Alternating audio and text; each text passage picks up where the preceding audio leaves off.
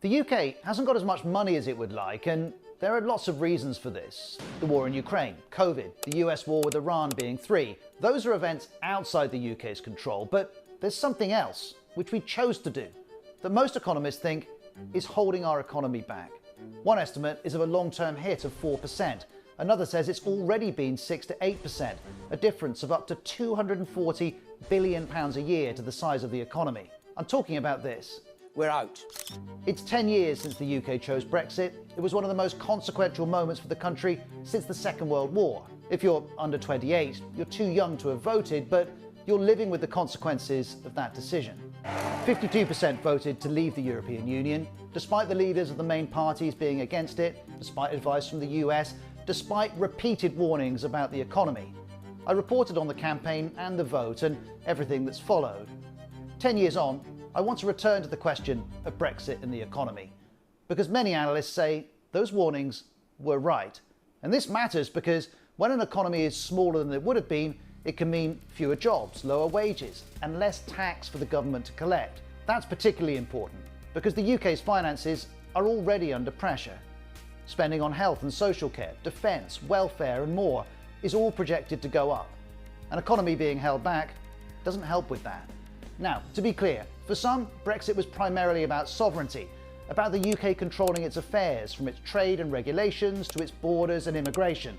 And because of Brexit, the UK does have more control. Some Brexiteers argue that's worth having even with a cost. But understanding Brexit's economic impact still matters. It's a story with a lot of detail, and we're going to go through it step by step, because it's the detail that reveals why the UK chose a particular type of Brexit and reveals the difference that that decision has made. To do this, first we need to go back to 2016. It was an extraordinary time. Politicians and the media were under intense scrutiny. There was a torrent of claims. Warnings Brexit would cause a housing crash, which it didn't. The famous bus with its misleading claim.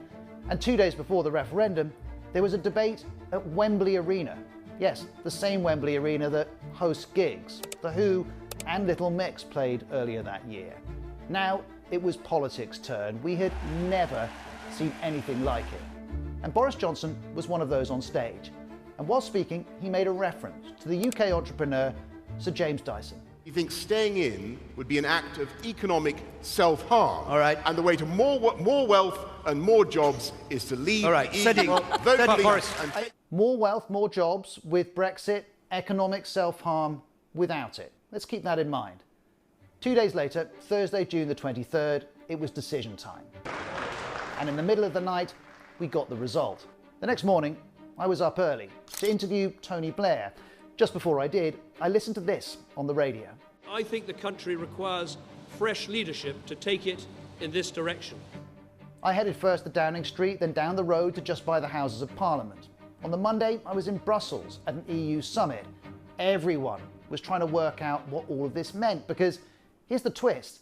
The UK had chosen Brexit, but it wasn't clear what exactly the UK wanted Brexit to be, which, as I heard, was causing some frustration at the EU.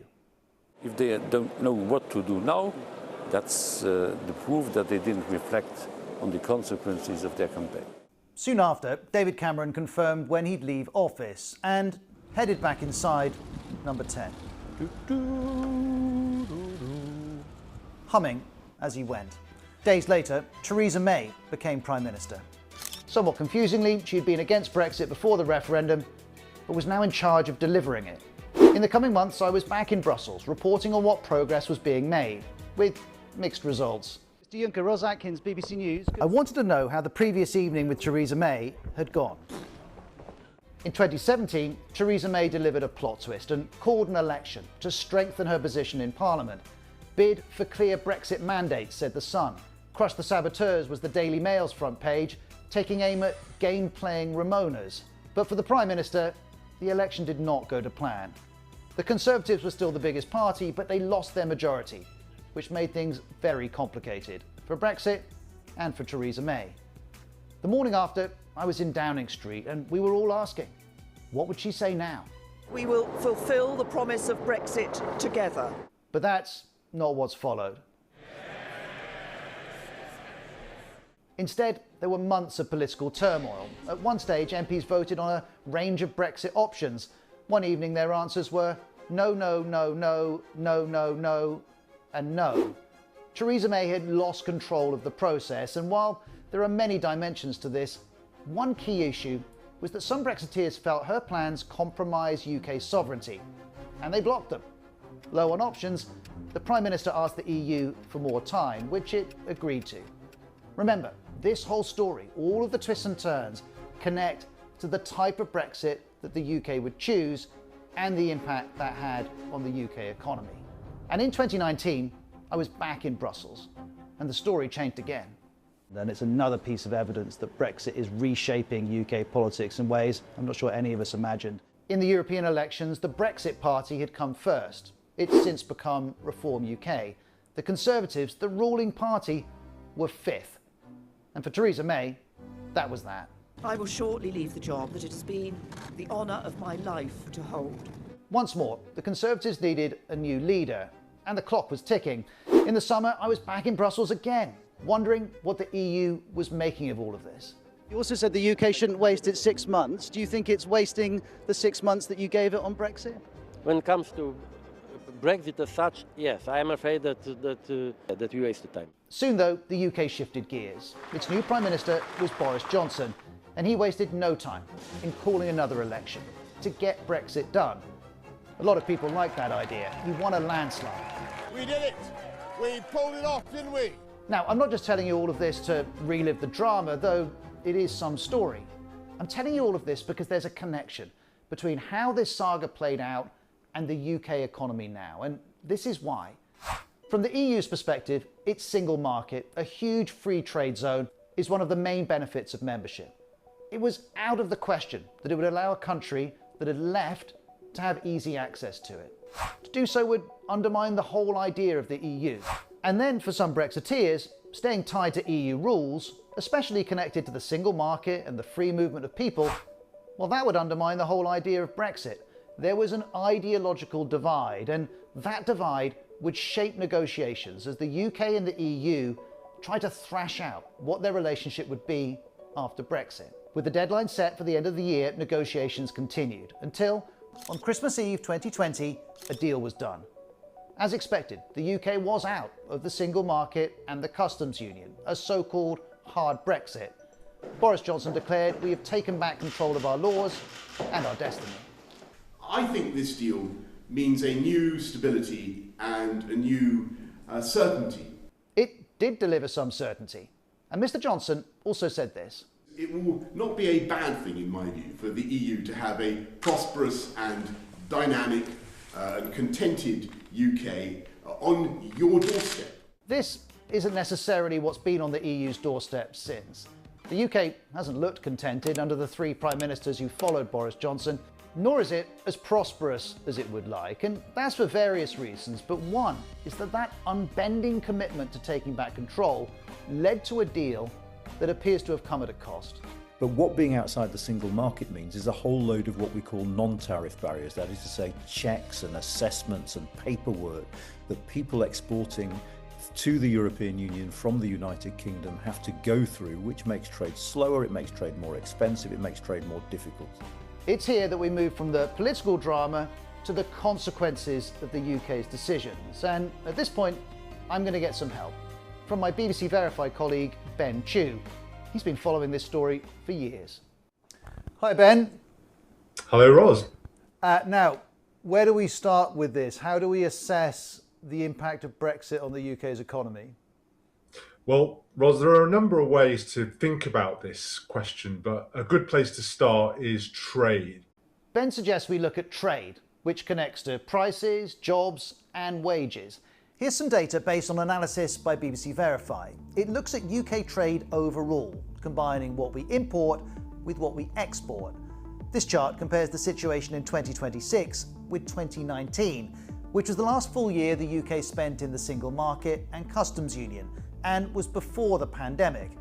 As you can see, over that time, UK trade has become weaker compared with Italy, France, Germany, and Canada. It's stronger than the US, though trade's a smaller share of the US economy because it sells so many goods to Americans.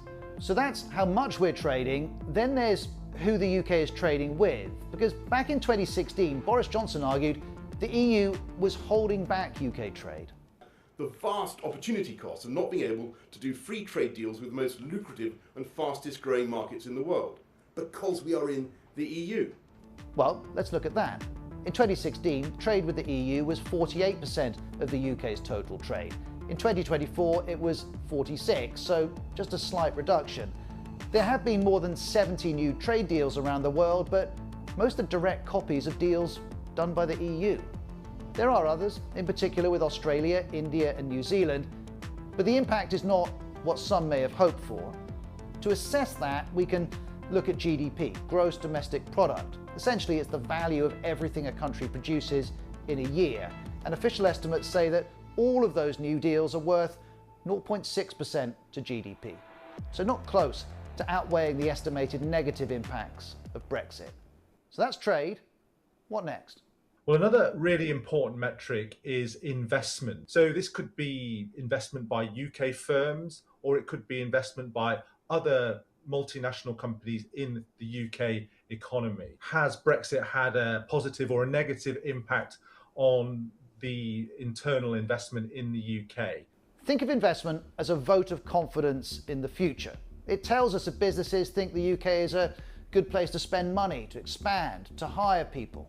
Here's what's happened since 2016. Investment flatlined after the referendum, and while it's picked up since 2021, it remains below the trajectory it was on before the Brexit vote. And lower investment's not good news. It can mean fewer job opportunities, weaker pay growth, lower productivity. But you might be thinking, well, okay, but how much has all of this got to do with Brexit? And that's a reasonable question. Because of COVID, because of Ukraine, because of the war with Iran. And these are just recent events. If we go back to 2008, there's the global financial crisis. The UK is still feeling the effects of that. Or on investment, for decades, the UK has been lower than Germany and France. All of this is relevant to the economy. All of this predates Brexit. And it definitely makes it hard to assess Brexit's impact. But a particular approach can help. In the dictionary, the definition of doppelganger is someone who looks like someone else. A doppelganger study, well, it uses comparisons with similar countries to estimate what would have happened without a major intervention like Brexit. Once more, our metric is going to be GDP. In other words, the size of the economy. And this is one widely referenced doppelganger study. It estimates the UK's economy's progress if Brexit hadn't happened, and then shows what has happened. You can see the difference. It's around 5% in terms of the economy's size. By this measure, Brexit is taking a toll. Now, I'm aware that's been an awful lot for us to take in, but if we just stop for a moment and pull all of this together, this is where we get to. I think you can have a degree of confidence to say that it has held back the UK economy relative to where it otherwise would have been by this stage. What you can't be very confident about, in my view, is exactly how big that negative impact has been. There's one more thing I wanted to show you. I referenced it near the beginning. It's another study conducted by economists from Stanford University in the US, the Bank of England, and the German Central Bank. They estimate Brexit had caused a 6 to 8% reduction in GDP by last year. That's worth between 180 and 240 billion pounds a year to the size of the economy. That's even more than the government's budget forecast of the OBR has said. It looked across numerous studies and estimated a negative impact of around 4% over 15 years. More recently, the OBR has said Brexit has made the economy less productive and taken a chunk out of future economic output.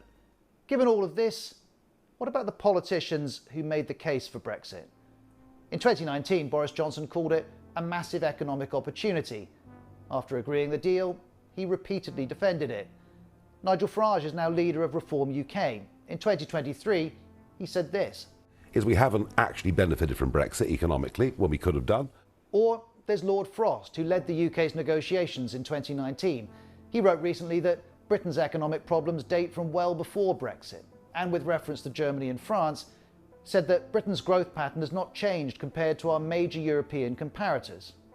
However, as we've seen, most economists argue when broader analysis and comparisons are done, Brexit's impact is clear.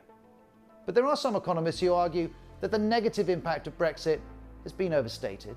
I think there were some upfront costs, but over time those costs will diminish. If the only thing that Brexit did was increase trade barriers to the European Union, then clearly it wouldn't be a success. But it provides lots of opportunities to regulate the economy in better ways.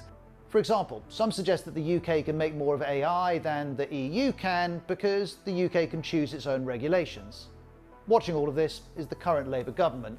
Last year it stated the Brexit deal has caused long-term damage to the economy. Note it blames the deal, not Brexit itself. It's also talking of closer ties with the EU, from measures to ease food exports to making it easier for young people to study in Europe. But so long as the UK is out of the single market and customs union, expectations should be managed. The assumption is that although it may help around the edges, it won't have a transformative effect, having closer ties with the EU short of joining those institutions. That's not on the cards at the moment. The economist Jared Lyons has talked of Brexit having an impact like a Nike swoosh, a dip, then an uptick. Lord Frost, the UK's negotiator of the Brexit deal, argues we have had a very flat swoosh. But the data suggests Brexit isn't helping a swoosh of any type, not yet at least. Boris Johnson said of Brexit, "Our policy is having our cake and eating it." He would go on to call his deal with the EU a cakeist treaty. But there's plenty of evidence that, on the economy, the UK hasn't been able to have its cake and eat it. To say so isn't about the overall merits of Brexit, nor about rehashing old arguments. It's about understanding Brexit's impact on this country's present and future. Because right now, based on available evidence, Brexit appears to be doing our economy more harm than good.